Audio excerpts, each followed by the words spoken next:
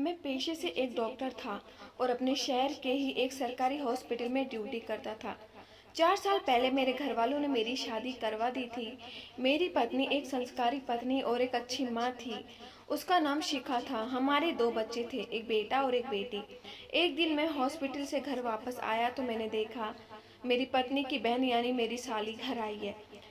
उसका नाम पूनम था। जब मेरी और शिखा की शादी हुई थी तो उसकी उम्र सिर्फ 12 साल की थी, लेकिन अब उसकी उम्र 16 साल की हो गई चुकी थी और वो दिखने में बहुत जवान और खूबसूरत लगी थी। मेरी पत्नी ने बताया पूनम को 2 महीने के लिए स्कूल से छुट्टियां हैं, इसलिए वो अपनी छुट्टियां यहीं हमारे साथ गुजारनेगी। मैंने कहा अच्छी बात है और मैं अपने कमरे में चला गया। आज हॉस्पिटल में बहुत काम था इसलिए मैं काफ़ी थका हुआ था, इसलिए बेड पर लेटते ही मुझे नींद आ गई। दूसरे दिन सवेरे पूनम मेरे लिए चाय लेकर आई।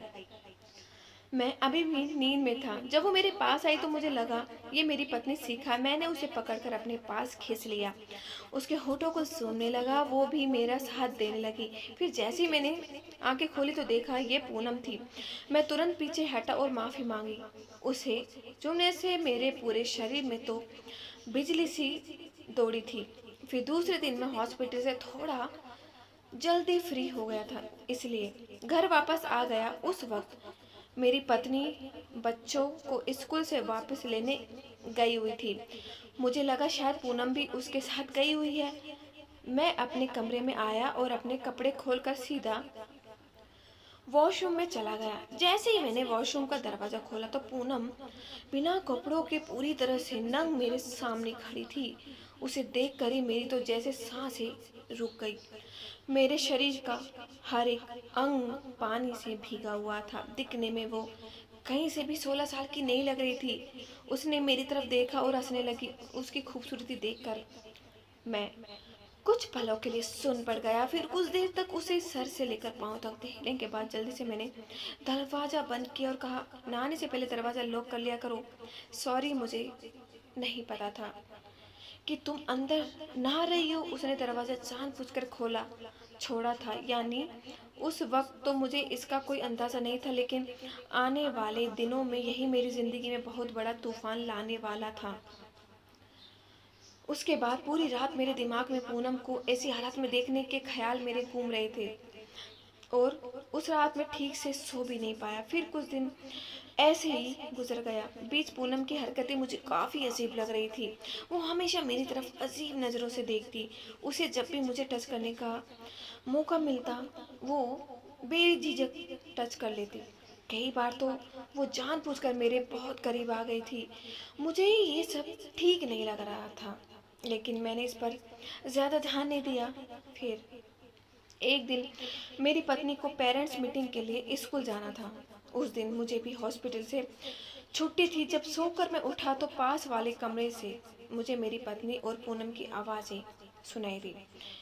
मेरी पत्नी पूनम को अपने साथ पेरेंट्स मीटिंग में ले जाना चाहती थी, लेकिन पूनम ने कहा उसकी तबीयत ठीक नहीं है इसलिए वो नहीं जा पाएगी।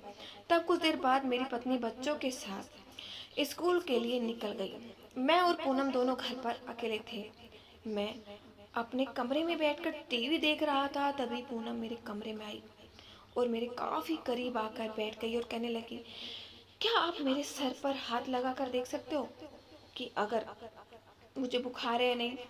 उसने अभी भी बहुत सी पतली सी नाइट ड्रेस पहनी रखी थी जिसमें उसका पूरा बदन साफ दिखाई दे रहा था। मैंने ज़्यादा नहीं सोचा और उसके सर पर अपना हाथ रखकर देखने लगा। उसका सर बिल्कुल ठंडा था। जब मैंने उसे बताया कि उसे बुखार बिल्कुल भी नहीं है तो उसने हंसते हुए कहा आपको तो मेरा असली बुखार शायद नज़र ही नहीं आ रहा है। मैं उसकी बात समझ पाता उससे पहले ही मेरे होठों से होठ मिला दिए। एक पल के लिए तो मैं जम सा गया। मेरे समझ में नहीं आ रहा था कि ये सब क्या चल रहा है। मैंने अपने आप को उससे दूर किया और कहा पूनम, ये सब ठीक नहीं है। अगर तुम्हारी बहन को ये सब पता चल गया ना तो मैं अपनी बात पूरी कर पाता उससे पहले ही। उसने अपनी नाइट ड्रेस को अपने कंधों से पकड़कर नीचे की तरफ खींच दिया। मैं तो जैसे सदमे में चला गया। पूनम एक बार फिर से पूरी तरह से नंग होकर मेरे सामने खड़ी थी। उसे इस तरह से देखकर मेरी आंखें तो खुली की खुली रह गई। मेरे लिए उसके शरीर से नजरें हटाना नामुमकिन हो गया था।